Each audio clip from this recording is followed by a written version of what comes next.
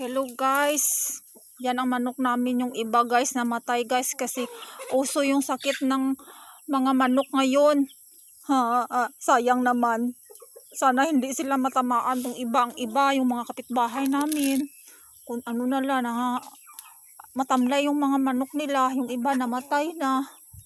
Yung dalawa naming manok, wala na din, pati yung sisiw, wala na.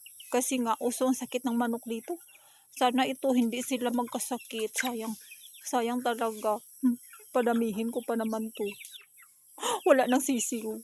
Wala na yung sisiw, kinain na ng uwak. Yung iba namatay na dahil nga yan sa sakit.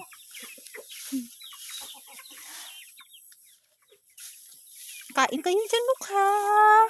Sana hindi kayo magkasakit, Nuk.